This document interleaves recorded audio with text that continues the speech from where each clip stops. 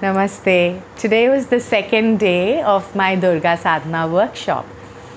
In today's workshop, I spent some time talking about the different sets of asuras or the different demons that the Devi battles and that are mentioned in the Devi Mahatmyam.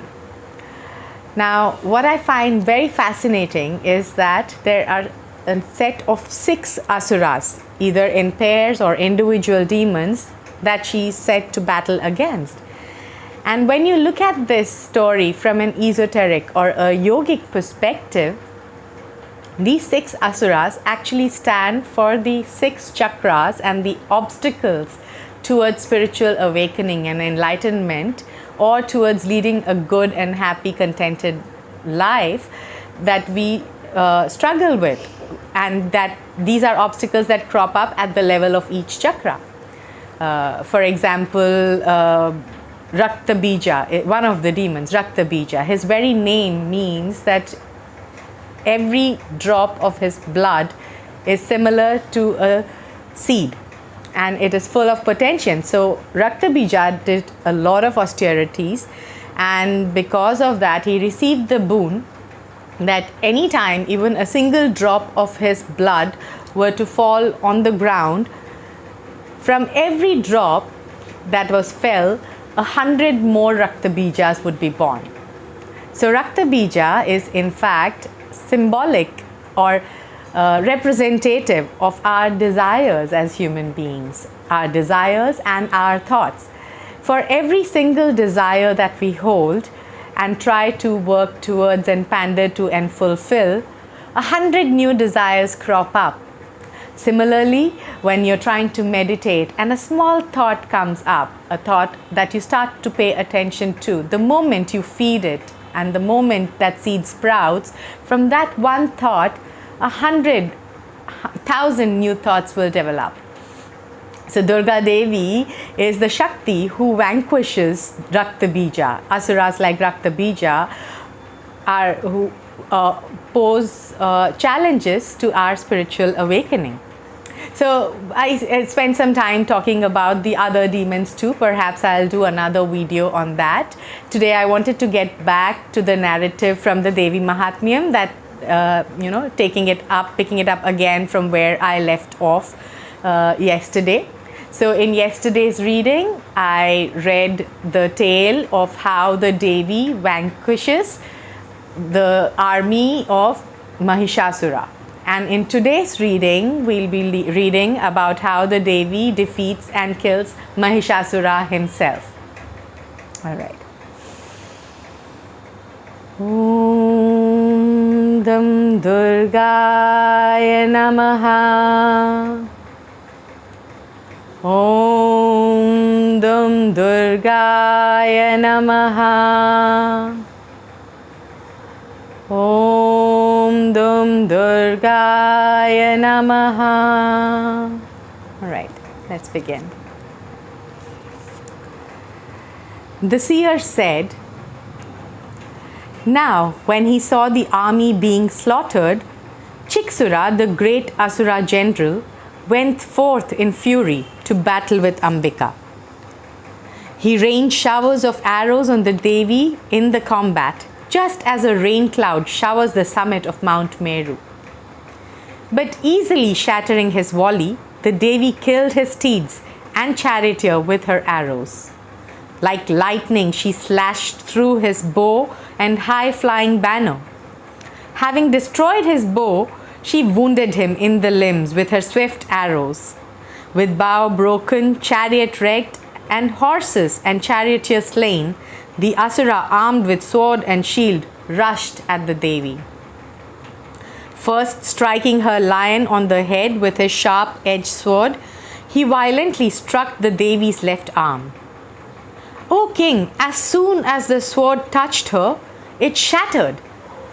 Then the great Asura, his eyes red with rage, seized his burning lance and flung it at Bhadrakali, as though he were hurling the very sun from the sky. Seeing it approach, the Devi released her lance and shattered the great Asura and his weapon into 100 pieces. When Mahisha's mighty general lay slain, Chamara, the afflicter of the gods, advanced mounted on an elephant. He dispatched his spear towards the Devi. Quickly, Ambika's contemptuous outcry sent it hurtling powerless to the ground. Seeing it fallen and shattered, the enraged Chamara flung a lance, and that too she destroyed with her arrows. Her lion then leapt up and astride the elephant's forehead, engaged fiercely in direct combat with the enemy of the gods. Struggling, the two fell from the elephant to the ground, still locked in dreadful combat. In a flash, the lion sprang skyward, then alighted and severed Chamara's head with a single blow of its paw. In the fighting, the Devi assailed the asura Udagra with rocks and trees, and biting, punching and slapping Karala, she felled him too. Enraged, the Devi crushed Uddhata to a pulp with the blows of her mace. She killed Bhaskala with her javelin and Tamra with Andhaka with her arrows. And with her trident, the supreme three-eyed goddess slew Ugrasya, Ugravirya, and also Mahahanu. With her sword, she attacked Bidala's head from his body, and with her arrow, she dispatched both Durdhara and Durmukha to the abode of death. While his army thus met destruction, Mahishasura terrified the Devi's hosts with his own buffalo form. Jostling some of his snout and pawing others with his hoofs, others he lashed with his tail and lacerated with his horns. He toppled some of them to the ground with the unleashed force of his bellowing and wheeling about, and the blast of his breath brought still others down. After destroying the great goddess's forces, Mahishasura rushed forward to slay her lion. At that, Ambika became enraged. But Mahishasura, great in valor, struck the earth angrily with his hoofs, flung mountains skyward with his horns, and bellowed frightfully. Under his frenzied wheeling, the trampled earth broke apart. Lashed by his tail, the ocean overflowed all around. Thrashed by his horns, the clouds fragmented and dispersed. Tossed about on his bristling breath, mountains by the hundreds fell from the sky. When she saw the great asura approaching, inflated with rage, Chandika aroused her wrath and prepared to slay him. She threw her noose over him and bound him. Fettered thus in the fierce battle, the great asura left his buffalo form and assumed the shape of a lion. No sooner had Ambika severed his head than he appeared as a man with a sword in hand. Instantly with her arrows, the Devi cut him to shreds along with his sword and shield. Then he took the form of a great elephant and dragged her mighty lion along with his trunk. But while he trumpeted loudly, the Devi chopped off his trunk with her sword.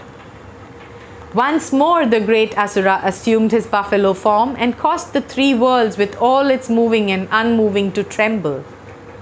Angered, Chandika, the mother of the worlds, drank a divine potion, and with eyes reddened, she laughed again and again. The asura bellowed in return, intoxicated with his own might and valor, and with his horns he hurled mountains at Chandika. Her volley of arrows reduced them to dust. Her face flushed with inebriation from the divine drink, and she addressed him excitedly. The Devi said, "Bellow, you fool! Bellow for now while I drink this potion. After I have slain you, the gods will cheer at this very place." The seer said, having declared that, she leapt upon the great asura, pinned his neck down with her foot, and pierced him through with her spear. Trapped there under the Devi's foot and crushed by her might, he emerged halfway in his true form from his buffalo mouth.